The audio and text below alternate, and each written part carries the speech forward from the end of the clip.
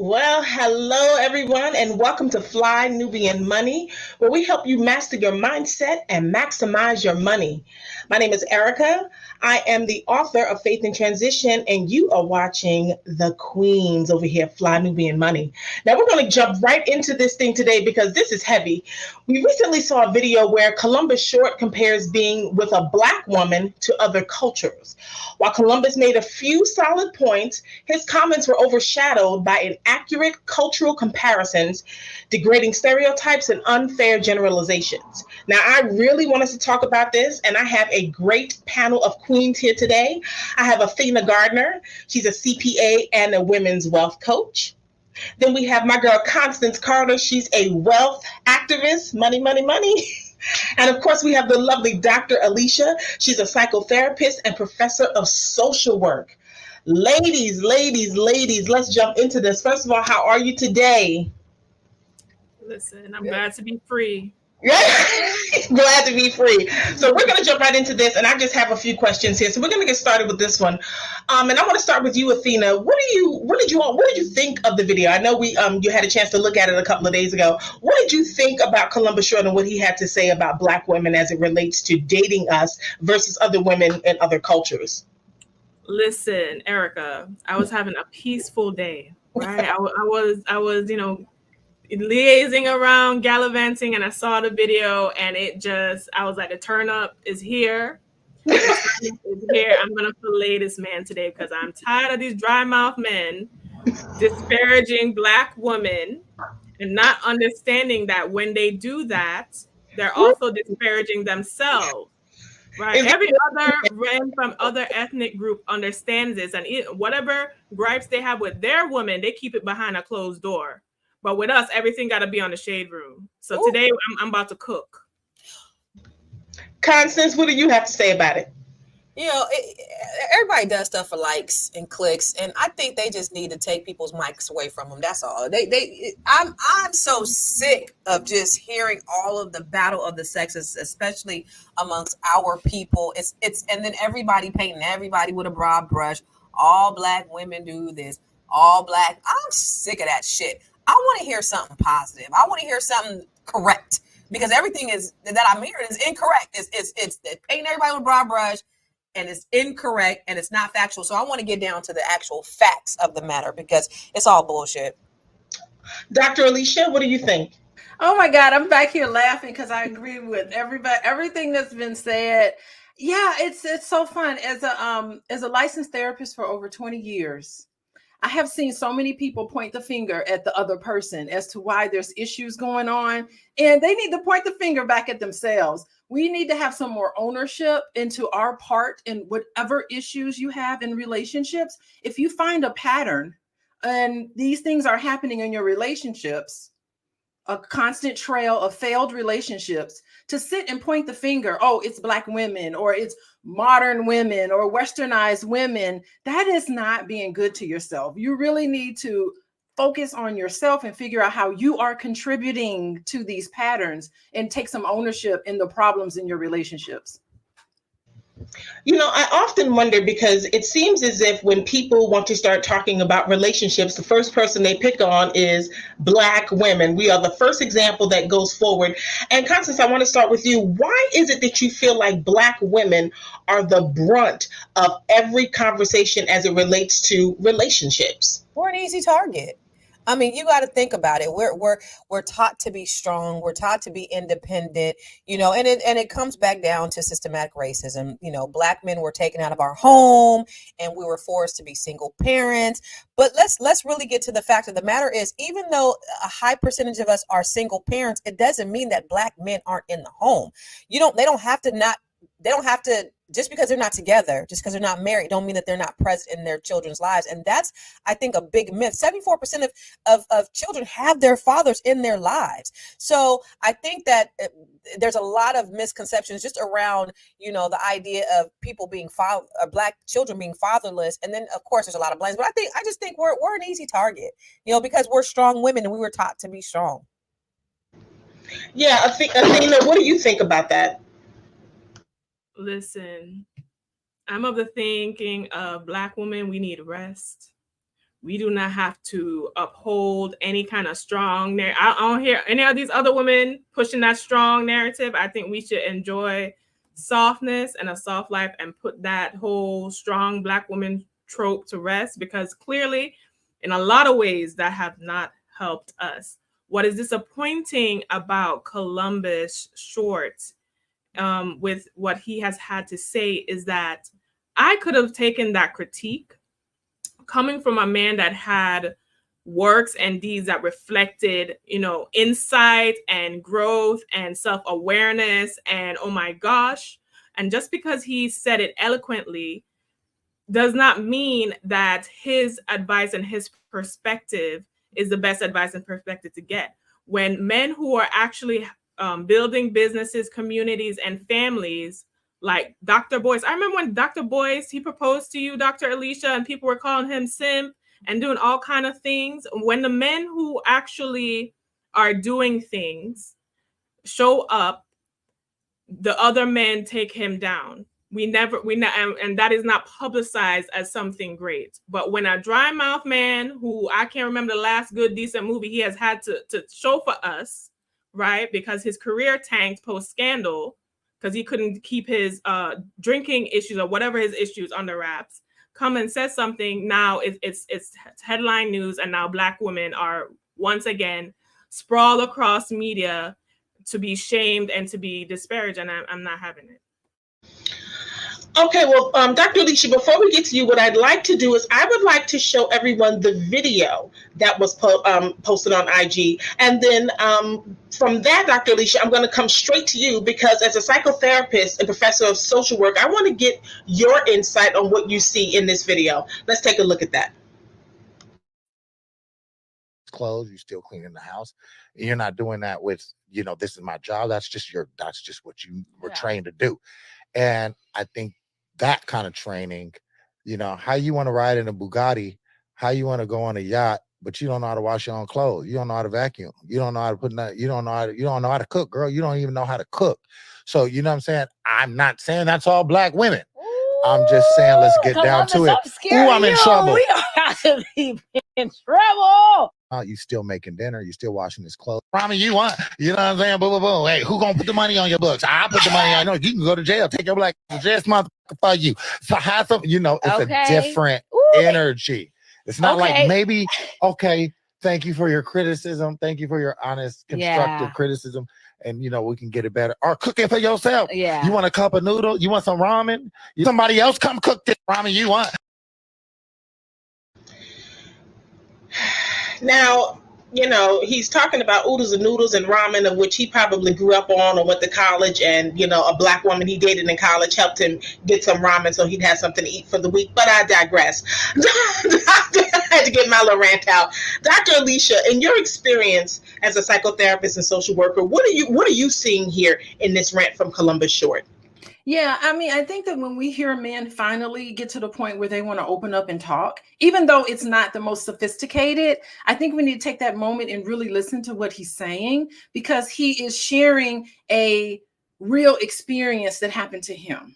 So we don't want to, at the same time, diminish his lived experience. So I think many times when we see men who finally open up and it comes out and it's clunky and it gets a lot of backlash in the media, of course, people went in on him. Yes, I can understand that, but he may not have had many opportunities. He definitely may not have been in therapy to help him craft his narrative a little better, but it's still deep down inside. I see a lot of pain happening in him. I see where he felt betrayed. I see where he felt like he couldn't count on a Black woman, and that Black woman was there for him when he really needed this. I really think that he needs to work on how his delivery, but the message that he's saying to me comes from a source of pain that he was connecting with. And I think Black men need space and moments where they can really flesh out what's happening with them before we start getting into, well, what's your part in this? But he has a gripe. And I think that we should open our ears and listen to his legitimate gripe that he had in relationships and challenge his notion of generalizing all Black women. Because we know all Black women aren't like that, right? And I hope that you will show his apology, because he was just speaking from the gut on out about his issues with those relationships, and stereotyping and make it a blanket discussion that it was all Black women. And we know, and he knows that that's not the case. Okay, Constance, what did you see? What did you see, Constance? I want to hear what my girl C had to say. I'll sit here listening, and I'm not as sophisticated as Dr. Alicia, and I don't have all the knowledge, and I'm not a therapist. And she said she sees the pain, which, oh my God, I see the drugs. I see the alcohol.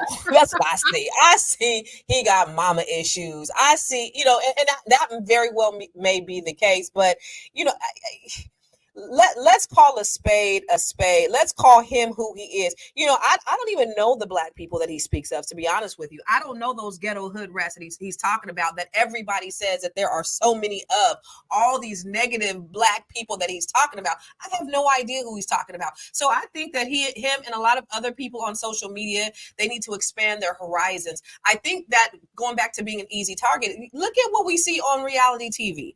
The only time we see Black women is when we're fighting, is when there's drama. You can have two shows. You can have the Real Housewives. You got New York, and then you have Atlanta. Do you see the women on New York acting like the women on Atlanta? No, they encourage the fighting. They encourage the drama. This is what's put out there. What would happen if we see some positive Black women online, if we see some positive Black reality shows? But that's all exacerbated by the society. And unfortunately, Black men a lot of times are pawns, and they tend to parrot the things that they hear. I don't think they're necessarily the case or true, though. It seems as if we are struggling as a community as it relates to relationships. Athena, I want to ask you this. Do you think that Black men are a safe space for Black women?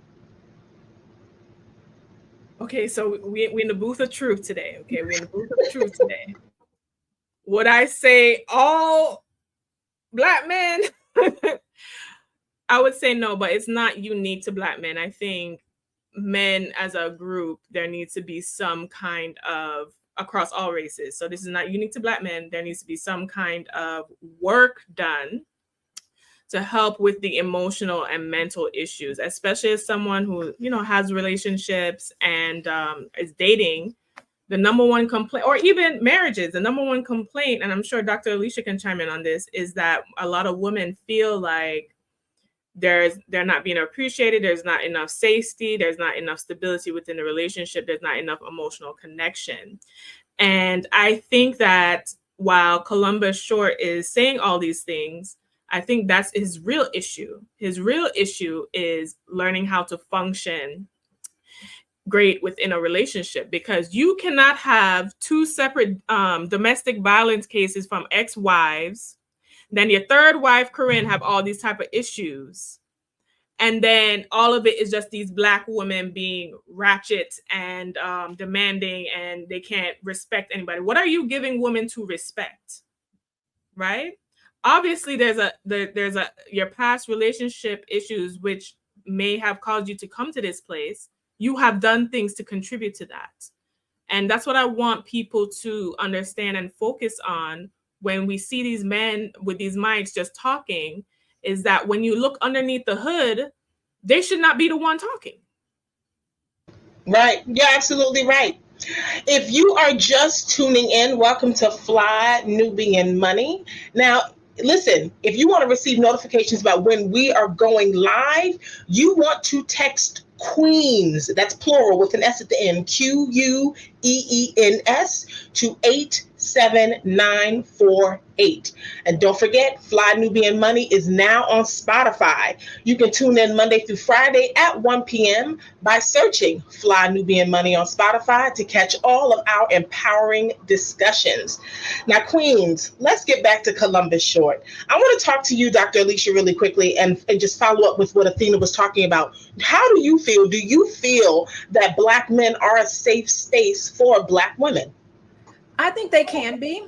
I think that even on top of the pain that a lot of men and women feel, Black men and women feel, based on their past, I think that they can be a safe space. I think that with help and assistance, even if it's from a professional or from, it could be a pastor or someone that can help cultivate the language and how to talk to each other and air out our grievances with each other in a way where people feel heard and understood. So with that, I think the biggest takeaway is no matter what your background, you can grow up in a single parent home. You could grow up in a 2-parent home. You can grow up where you had abuse and neglect in your past. You can grow up any kind of way that you grew up in your past.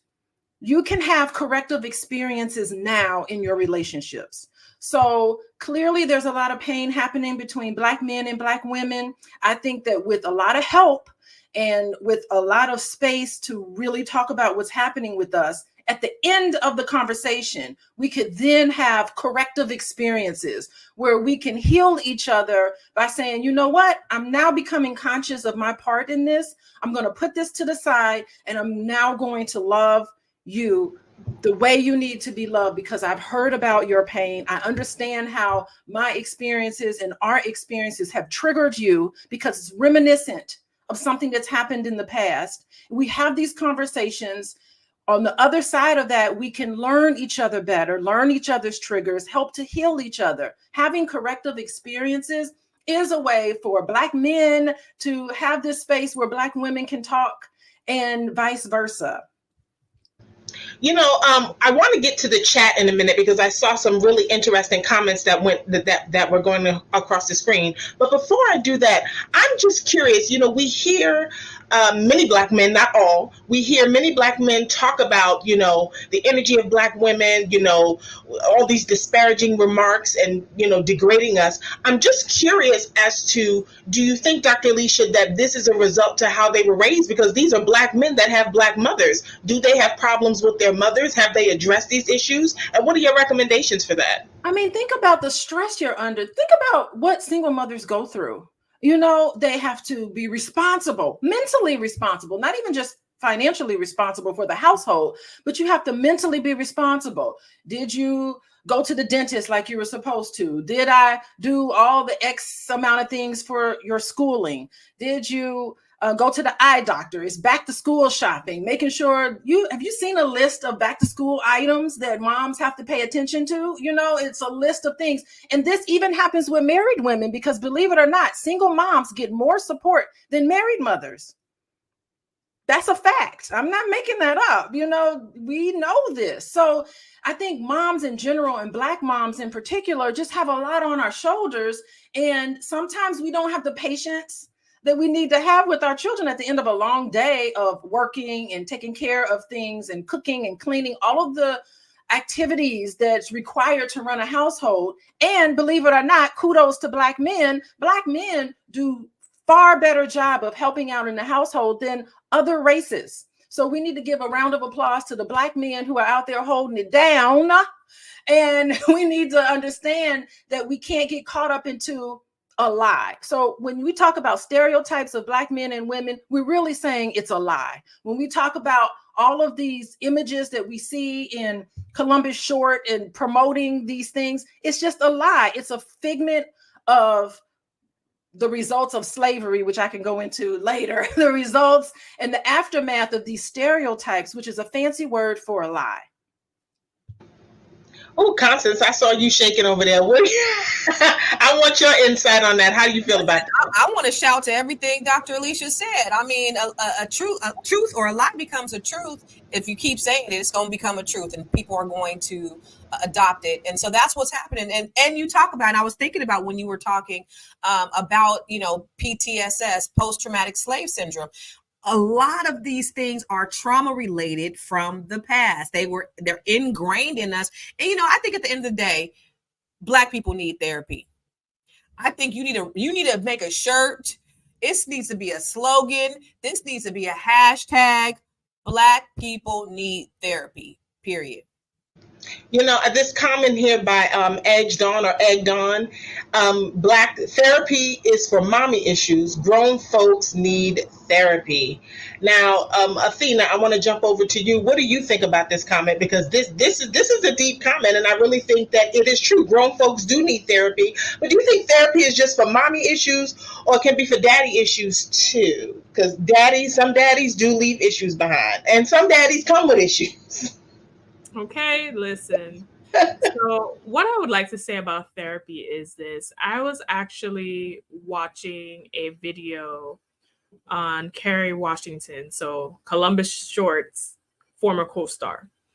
And she was discussing therapy and how someone made, I think it was her friend, someone made a comment in a way that maybe implied that maybe something is wrong with you because you're going to therapy. And what she had to say about it was she looks at therapy like going to the gym for her mind, for her mental health. Just like how she has a trainer and she goes to the gym to work on her body and keep that in top shape, she goes to therapy to keep her mind and her mental in shape. And I think that we need to look at therapy as something not necessarily where we just go when, you know, everything's about to fall apart, but something that is a resource and that is useful for us to help us in our own growth, our own self-awareness, and our own self-actualization. But unfortunately, what I will say is this: I know it's a lot of people who need to go to therapy don't, and men tend to be more resistant to it, and they need to go. That's true. That's true. Even down to premarital counseling, a lot of men are like, no, we can work it out ourselves. We can talk about it ourselves, and then we end up in this. Why is that? Why are the men resistant to come into therapy? You know what? For those of you watching, get on in the chat here and tell us, why do you think, or men, if you're in here, why do you think men are resistant to counseling? Okay, I want to hear about that. I want to hear from you. But I want to jump into another question. I want to talk about the experience of other women. Now, I've had the experience of working on cruise ships. I was a cruise director for about 3 years, and I saw a lot of the world. Not all, but most of it. And I had the opportunity to work with different cultures of people. And I'm wondering, why do people feel like, what do you think, Dr. Alicia, is the biggest difference that people have with other women of other cultures versus Black women? I see you shaking your head like, Yeah, oh my God, I don't understand it. Has anybody watched 90 Day Fiance? Has anybody watched that show? I binge watch it because I'm so fascinated. I don't understand why these passport brothers feel like they want to go to another country and think that the grass is greener over there, and it is not. It is some extra special problems that can occur that is outside of what you're even used to. You know, the problems in relationships, it's the whole world, right? And so it's not just, you can't just say it's westernized women. Okay, go to another country and date somebody over there, or just spend a little bit of time watching 90 Day Fiance, and you'll see that it's not greener over there. They may do a better job of hiding it, but you can't really hide your issues. And I think what happens is that you are given this, you're in a lot of pain. So a lot of men are really justifiably in a lot of pain.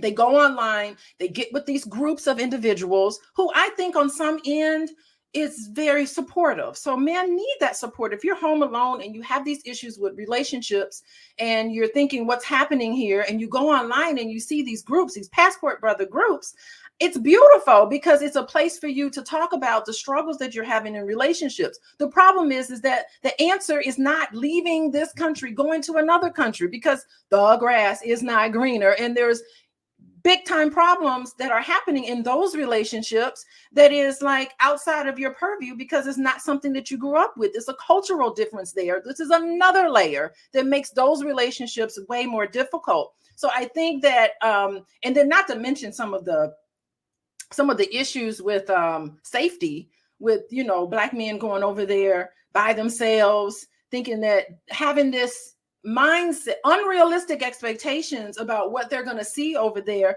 And I mean, it's this layer of, am I with you because I really want to be with you, or is it just because of a green card issues? I mean, you never know what really motivating people to do this. So I asked all Black men, come back home, and we will have this corrective experience with you and work on it together. I mean, we're so much stronger when we're all together.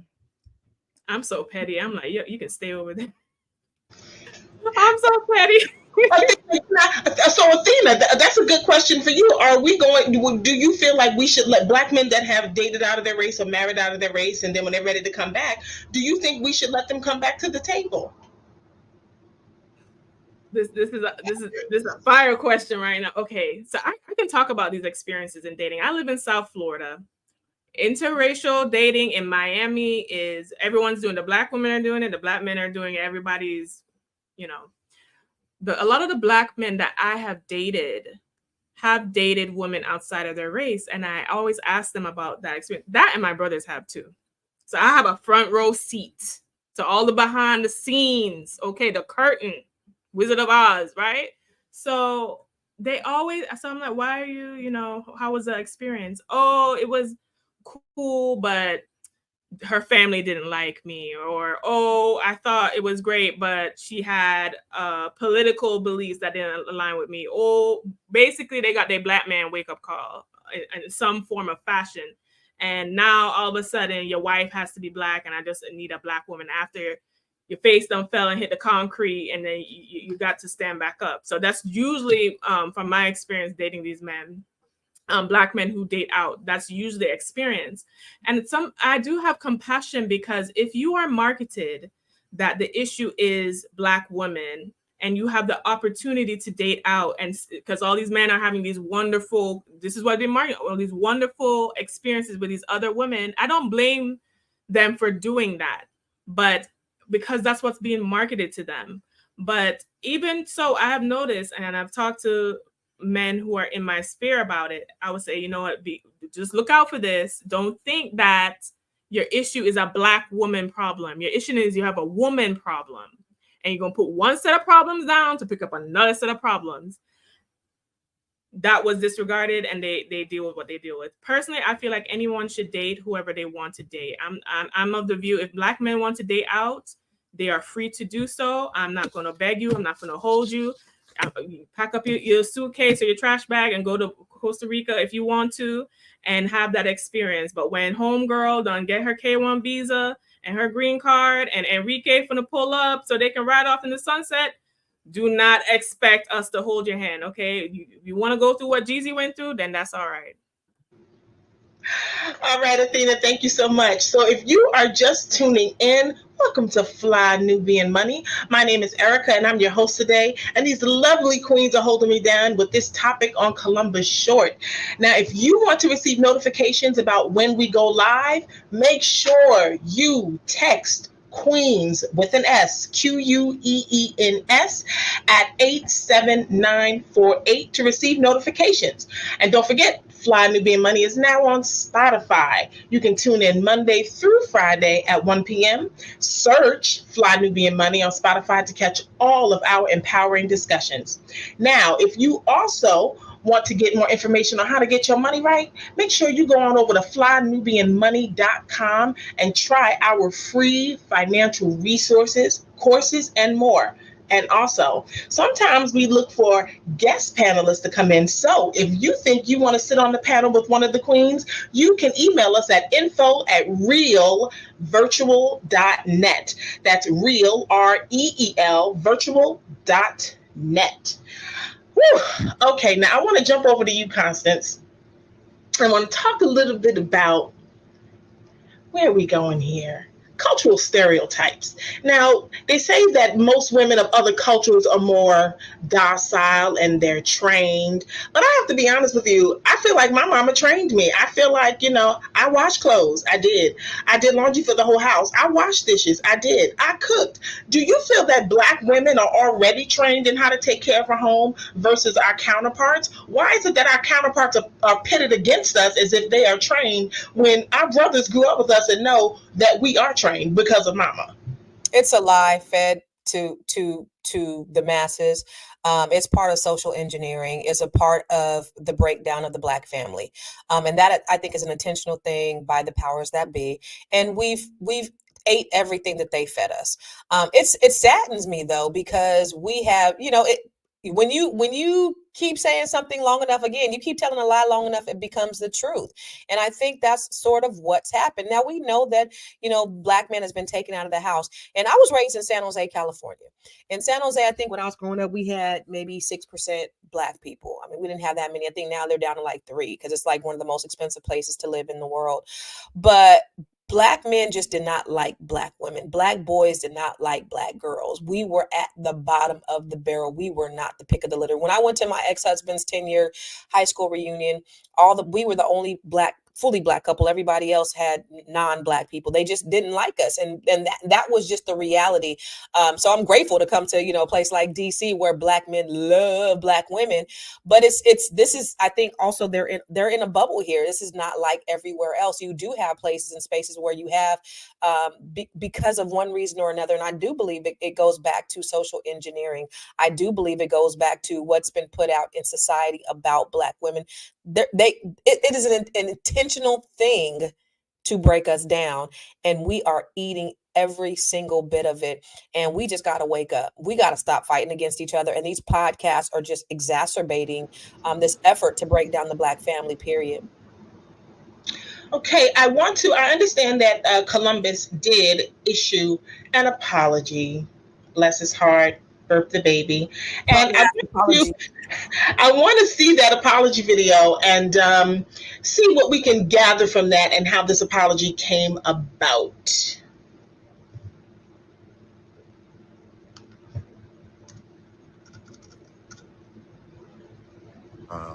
I woke up to a lot of comments on a podcast I did last Friday, and I realized that I seriously offended my Black women in a way that was not intended. I think that clip was taken out of context.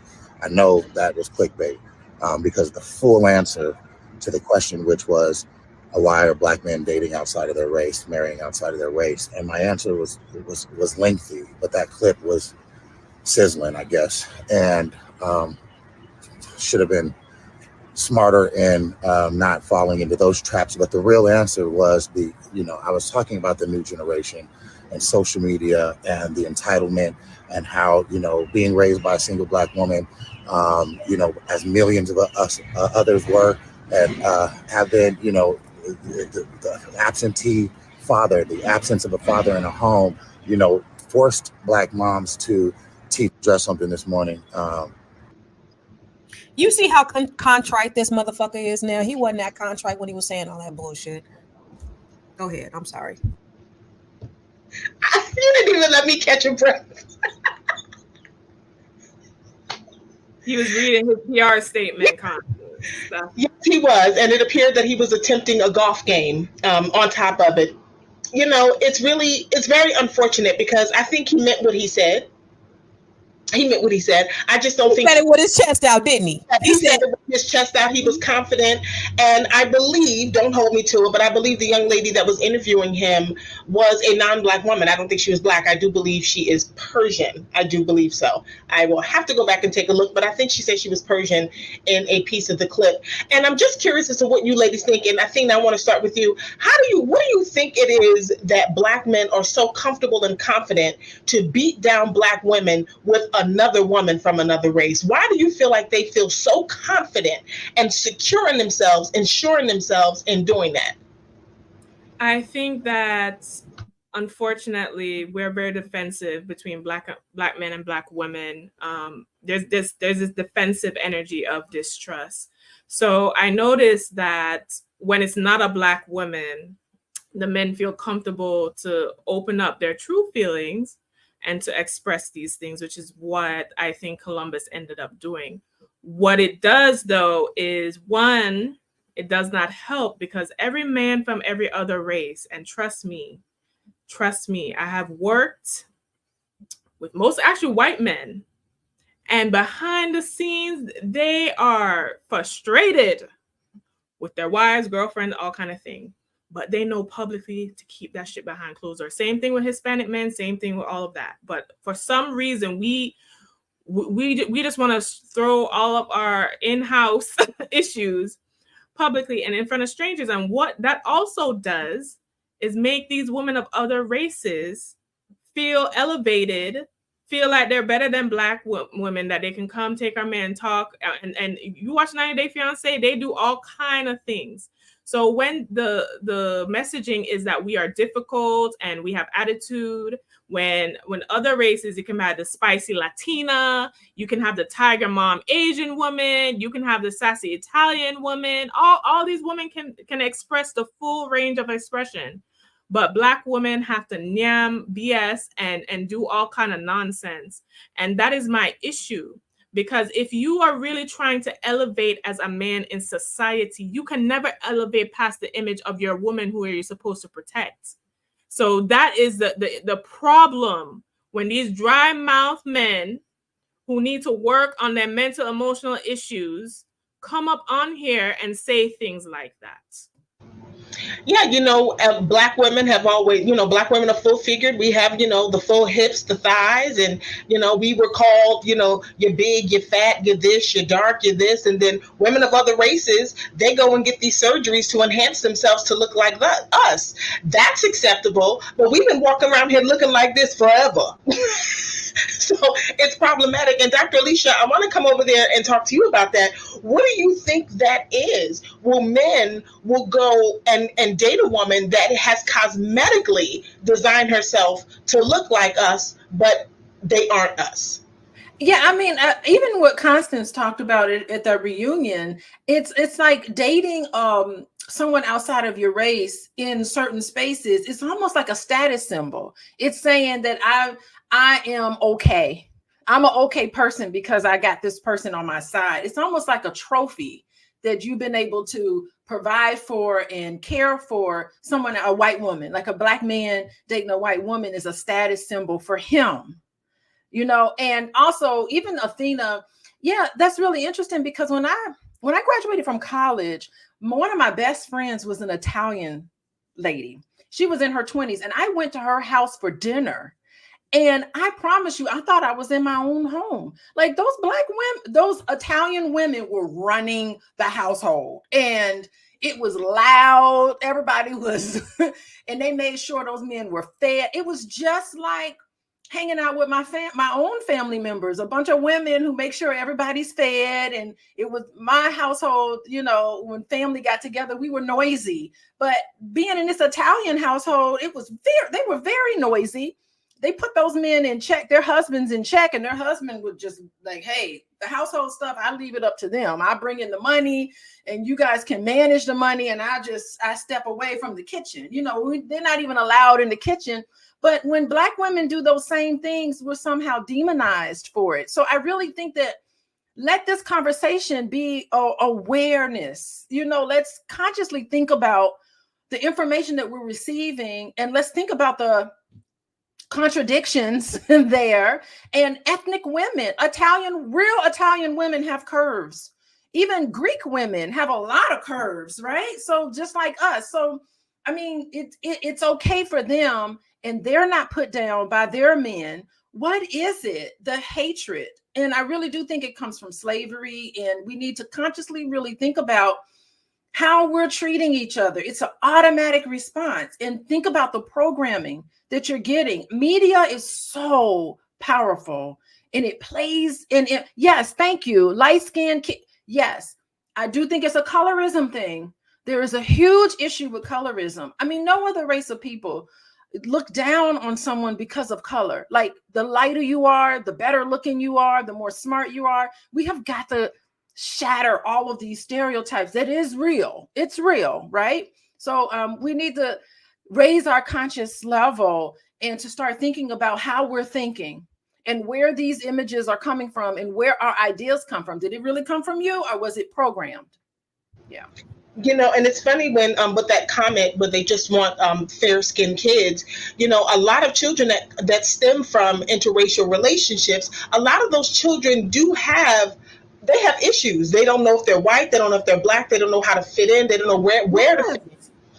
They do. You know, how do you address? How would you address that, Dr. Alicia, with a biracial child who just, they got one foot in and one foot out? It's very complex, because think about how hard it is to develop your identity. If you come from multi-race, you have to develop your identity as a white person and your identity as a African-American person. Like, it's a complex process. It's not that it can't happen. It's just yet another barrier. It's just yet another barrier that you have to overcome. How do you address? What do you do? Who are your friends? Because you're not accepted. Sometimes you're not accepted in African-American community because you're half white. You're not accepted with white folks because you're half Black. It is a really, really interesting dynamic and dilemma that happens. How do you develop your own identity? Where are you in that whole process where it makes sense and you can kind of like relax? Now, I'm not saying that it can't happen. It's just, it's going to take a little more effort. And hopefully parents of multi-race children are aware of this and can help guide them through this. A lot of those parents aren't, because I've had friends who are biracial and they do struggle with their identity. And the parents, they're not really, people don't get together thinking through what their children are going to have to deal with from them coming together, basically. Wow. Well, if you all are just tuning in, welcome to Fly Nubian Money. I'm sitting here with these three lovely queens. We have Athena, we have Constance, we have Dr. Alicia. Now, if you want to be made aware as to when we are going live, make sure you text QUEENS, QUEENS, to 87948. And please don't forget that Fly Nubian Money is now on Spotify. You can catch us Monday through Friday at 1 p.m. by searching Fly Nubian Money on Spotify to catch all of our empowering discussions. Now, if you're looking to get your money together and you're looking to get those coins and create some legacy wealth, make sure you go on over to flynubianmoney.com and get some of those free financial resources. There's some courses and a whole lot more. And also, sometimes we like to have extra folks come sit on the panel with us. So if you want to be a guest queen, send us an email at info@realvirtual.net. That's REEL virtual.net. info@realvirtual.net. Now, what I'd like to do is I'd like to move on over into my next question, and I want to talk finances. I want to talk money, because when we date outside of our race, Athena, since you are our CPA, I want to talk a little bit about what that does to wealth and money. Do you feel like when people date outside of their race or marry outside of that race that it affects us as a people, as Black Americans? Does that affect us financially? Do you feel like that money is leaving the community when we date or marry outside of our race? I do think that is something that does happen oftentimes when we date or marry outside of our race. Usually within relationship structure, whoever is in the dominant society, just off of the structure of that relationship, tends to be the other person, the non-dominant partner, tends to adapt to their culture and adapt to their process. So, and because especially the rate of Black men who date outside or interracially, and those Black men tend to be the ones who are of status or economic means, whatever legacy that they leave passed down to their children or passed down to their spouse tends to go towards that dominant society. Because face it, most men end up leaving Earth or passing away before their wives. So their wife, especially if she's a non-Black wife, will tend to inherit everything. And their biracial or mixed children will tend to go through that. And even with the children, if you notice with what I've observed within children who are biracial, they tend to lean more to the or adopt the culture of the parent who is more predominant in society. So it is an issue. It does not help our generational wealth gap that Constance was talking about yesterday, and I'm sure she can expound on that more. And but also we are emotional. People are more emotional than logical. So we're not thinking the logical aspects of being in a relationship with someone. You're thinking about this is what I want, this is how I want to feel, and this person can give it to me, and that's where I'm going to go. Unfortunately, this is a casualty of that. Constance, I want to hear from you about that wealth piece. Do you feel like that interracial dating does affect us as a community as it relates to wealth within the Black community? 100%. That's the number one reason why there's such a huge disparity with wealth within our community. When you brought that up, I was looking at this post that I did on, I don't know if you guys seen this, income by ethnicity, and I posted it on Instagram a while ago, and it just went crazy. But if you see at the top, everything good, we're at the bottom, everything bad, we're at the top. I mean, it is what it is in America, right? But it doesn't mean we're the worst. We just got shafted the worst. But Indian American families, they have the highest income. Guess why? Because they stay together, because they practice collective economics. Jewish Americans, white Americans, even Hispanic Americans. What on this here, income by ethnicity, 152,000 for Indian American families, and African American families are all the way down to 51,000. And it's absolutely because we do not have two-parent households. It's absolutely because we're married at much lower levels. So yeah. When you're seeing the brothers not going for the sisters and us not having a solid familial background or home, yeah, you're going to see a lot of the wealth go. I was thinking a little while ago that Columbus Short, several years back rather, when he had a domestic violence incident, he was terminated. Yes, dry mouth is funny. Columbus Short, he wasn't just terminated, he was exited from the hit show Scandal.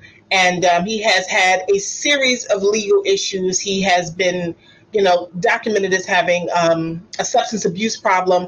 And I just want to pose it to the ladies. Do you think that not just Columbus, but some men, they date the way that they date or marry who they marry so that they can maintain a lifestyle once they've hit a hiccup, similar to what Columbus Short has experienced? Dr. Alicia, I want to start with you first. Do you think that could be an issue with him needing to maintain his lifestyle? His current wife is Armenian, and that is a financially secure group of folks. Do you think that could be an issue?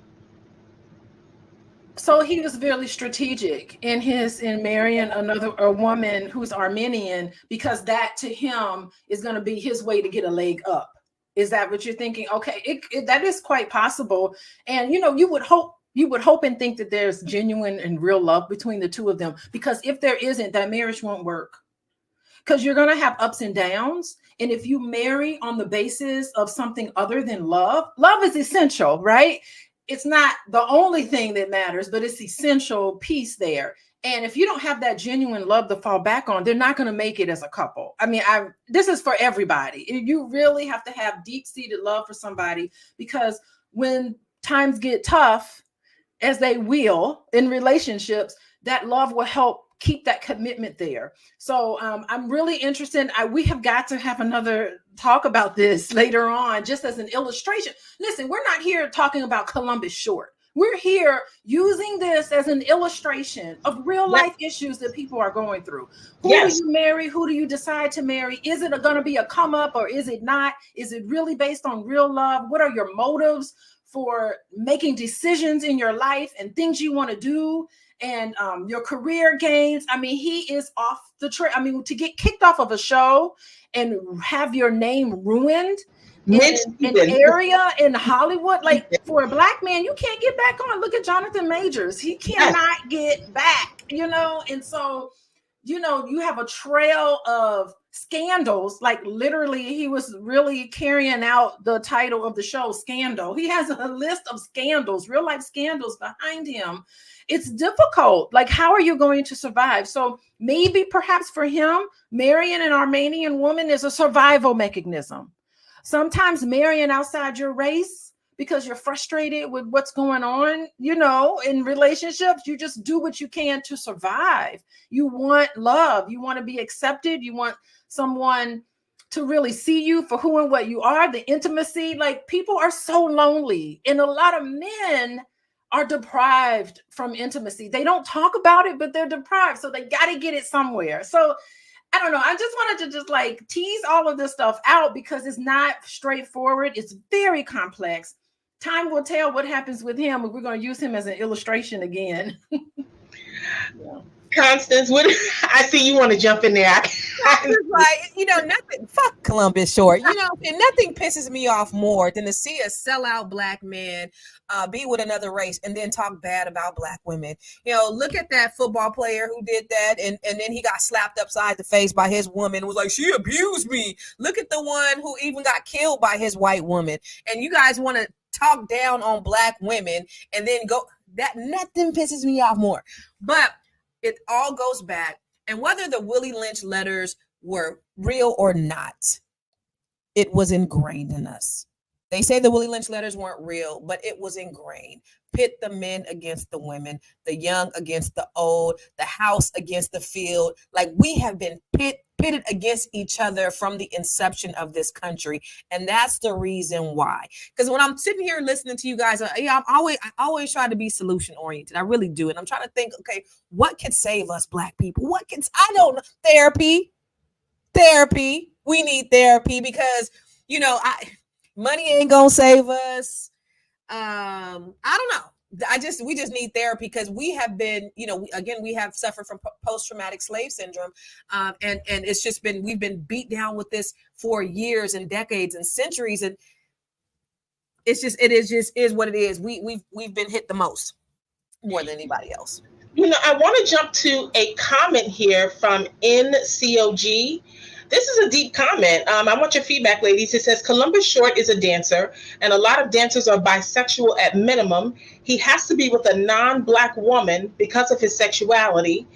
Diddy called him during the wee hours of the morning for a reason. Is that a thing?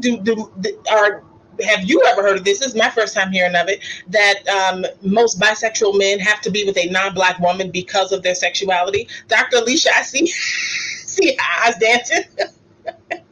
What do you have to say about that comment? Oh, I didn't know he was a professional dancer. That kind of gives it away. But here's the thing. Oh my gosh. Alternative lifestyles. So we know that black women are on the receiving end of men who have these alternative lifestyles. We can't compare our lives to the lives of people in Hollywood because who the heck really knows? I mean, I think the Will and Jada situation gave us a little bit of a glimpse of thought process that we just as regular people, we just couldn't relate to. So who knows what happens behind closed doors? It's all coming out. Look at the Diddy scandal, and there's going to be a whole litany of other scandals where we're going to have a peek inside of how these relationships and arrangements operate in Hollywood. That's aside from us regular folk, okay, who wants, regular things. So yeah, the more homophobic we are as a country, the more you're going to get people on the down low. So that's the fact, right? So you internalize some of those stigma that you feel against people with alternative lifestyles, and you internalize that. And so, yeah, that encourages bisexuality and all of those things. So I really think that it's just an outplay of society. But dating outside your race, I've heard that before, where people date outside their race because sometimes other races approach marriage in a different way than as a black women, because we do keep it real. We want authentic relationships in general. And so there could be other races that'll be a little more amenable to all of those alternative lifestyles. I honestly think that that's just a Hollywood thing, and we don't know what happens in those relationships.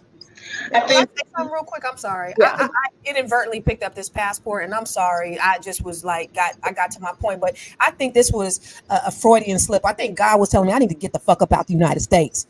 Find me a man outside of here, because where you going? You're just gonna bump into the passport bros at the airport. I was in Colombia earlier, and they were all up in there. Athena, do you want to add to that? Is that something that you'd heard before? Well, ladies, I've always said I've had friends across all ethnicities, and I'm glad that I've done that because I definitely see behind the curtain. Okay, I see behind the curtain.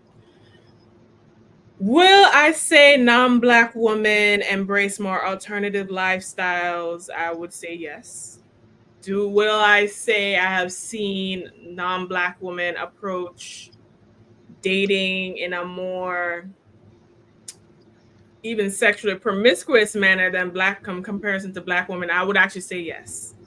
So I also think there's a veil between what's going on into interracial relationships. I do think that to some degree the women tend to be more accepting of alternative men and alternative lifestyles, and but it's not openly discussed and it's kept behind a closed door. So you looking at Becky like, how the hell did she pull him? Like, what? Why? Because she was just white? No, Becky after the first date was Becky in, and that's how she was able to facilitate such an easy transition. So that happens actually, I think, a lot more. Also, as far as the biracial and download comments from my gay correspondents, they basically said 1 in 3 men are either gay or bisexual. And I have been told that all kind of things behind the scenes. We can do a whole nother show on that. Let me just keep it capped with what I just said right. Okay. Woo, we're going to come back to that one. I have another comment here from QM. It says some black men spend their young years dating non-black women, but eventually marry a black woman, but that creates some of the void black women have not being able to have dating experience if they choose to solely date black men. Do you think, ladies, that black women should definitely in the dating pool start dating outside of their race? Constance, I want to start with you. You know, I used to always say when I was married, you know, if I ever got single, I'm dating everybody. And I think we should. I just can't. I know. Oh my God, the struggle is real. I can't do the pink. Dr. Alicia, do you think Constance and I need counseling? Because it's the struggle. I don't think so. Like, people don't know this about me. I was born in Tuskegee, Alabama. I was raised in Gary, Indiana. I don't know white people like that. Like, I just don't find them attractive. Like, I don't find white men. There are some really handsome white men. I just not attracted to them because that's just not what I was raised with. And so I just can't relate to them like that on a romantic level. I just don't know. It's just I'm a product of my environment. Yeah, what we supposed to do, Dr. Alicia? What we supposed to do? I don't know what to do. That don't seem right. It don't work in my head. In the conversations I have when no one else is around about white people, how am I going to have those conversations to them? Listen, wait. You're right about that because as we talk about different things, say we're on Thanksgiving and somebody brings somebody else, and then we talking like we talking, we're like, oh shoot, somebody. Right. We're supposed to be in our comfort zone, take off our veil, and we can't do it because you're here. We got company. I want to jump into another comment here from a healed perspective, and she made a valid point that some men are getting killed going to other countries looking for love.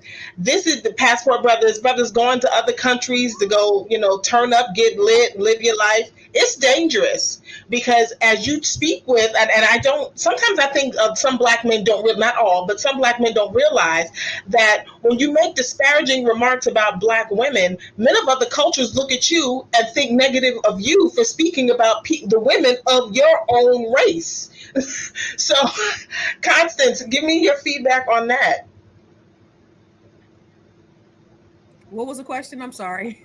The comment from a healed perspective where men are getting killed going to other countries because it's been an onslaught. Last year alone in between November and January of this year, there were several men that were found in Colombia and Brazil that had been murdered that were Black American men that had gone over looking for love and they were set up and killed. Stay your ass at home. Listen, passport bros, they thinking they're going to Mexico and El Chapo and his people like, no, you ain't coming to take our woman like that. They're going to El Chapo you over there, okay? Listen. Oh my God. I think we really should do. Y'all know when you go to Africa, they have this welcome home ceremony and they put and they sing a song as you get off the airplane. We should do that for the passport brothers. I really do think that we should embrace them with loving arms open, and we should sing like a welcome home song. Welcome home. I don't know about that. Welcome back. I do. I think we should approach them. Listen, I was in Colombia You know Start what? your hand up in January. We're The gonna need, we the need to need do a for segment. love. We is need to do a so- healing segment with Dr. Yeah. We need a healing segment. No, we too nice. That's the problem. We need to put our foot down and be like, stop this nonsense. Because I was in Colombia. I was like, where are these fine Colombian women who just so docile, so fine? And I didn't find, I did not see, I saw maybe two. And they didn't look like anything you couldn't find in Miami. So why you gotta go all the way with your spirit money to go all the way and you can't, find, even if you're gonna date out, you can't find a Hispanic woman here? That's how you know it's about money. Because the exchange rate doing something and have you feeling like you're doing something, but you ain't really be able to do at home. But that's a conversation for another show. It's a conversation for another show. Well, we're going to start to wrap this up. But before we do, I just want to say, everybody watching, Dr. Alicia is the epitome and a picture of a healed woman. So if there was a definition in the dictionary of healed, zoom into that face. That's a healed woman. And Therapy. I thought I was healed, but clearly I got some work to do. If you all are just tuning in, this is Fly Nubian Money. I'm here with the queens. My name is Erica. We have Athena, we have Constance, and we have the lovely Dr. Alicia.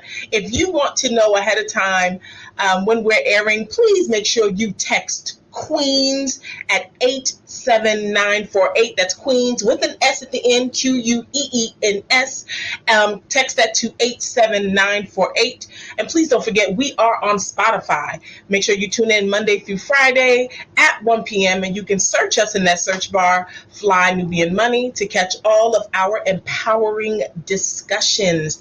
Now listen, you want to get that money right, you want to create some legacy wealth, go on over to flynubianmoney.com, and there's plenty of financial resources and courses over there that you can take to get yourself on track to wealth. And if you are watching and interested in being a part of our panel, send us an email. We want to hear from you. You can email us at info@realvirtual.net. That's REEL virtual.net. Now, we're going to start wrapping this segment up. I have enjoyed you ladies so much. And I just want to get some last comments from all of you. And please let us know where our viewers can reach out to you. And we're going to start with you, Athena. Where can people find you and what are your last thoughts? Okay, so my last thoughts is this. Ladies, we are queens, okay? We are queens and we do not have to play into, beg or command a man to do anything. If you want to go with a Wahite or a Marisol or Beckiana, that is a man's job to do. But don't disrespect Black women in the process, I think is what we are all asking, okay? So rebuke the spirit of any dry mouth, dusty man talking nonsense. If you are a woman who is interested in elevating your wealth and learn how to confidently manage your finances and to create the wealth you deserve, you can find me at wewealthwoman.com. I'm Athena Gardner. I'm a CPA, and it's been a pleasure to be here today. All right, Constance, you are up next. What are your last thoughts and how can people get in contact with you? Many people be hating on Dr. Umar, but I believe I mess with Dr. Umar. One of the things he said, I think just last week, he said, y'all need to stop bunny hopping. He said, no snow bunnies, no sand bunnies, no salsa bunnies, no rice bunnies. Y'all need to, no, really, we need to look to each other first, just like every other culture does. We got to get real conscious about and intentional about preserving our own like everybody else. Everybody else does it unapologetically. We need to look to ourselves first. And that's the way that we're going to grow as a community. That's the way that we're going to grow our wealth. All of those things, we got to look to each other first. I'm right with you, Dr. Umar. How can you follow me? I'm on everywhere at I Am Constance Carter on YouTube, Facebook, and Instagram. And one of the things that I do is I help Black women from all over the country grow their wealth to over 7 figures. So I have something that's called the Net 7 Collective, where I coach and train Black women. And as a result, they have already started making millions of dollars. And so if you're interested, go ahead and reach out to me at bookwithconstance.com. All right. Thank you, Constance. And last but not least, the healthy, whole, and healed Dr. Alicia. What are your last words and how can people contact you? Yeah, so clearly from today's conversation, Black people are suffering, and they're suffering in their relationships. And I think it's time that we need to heal.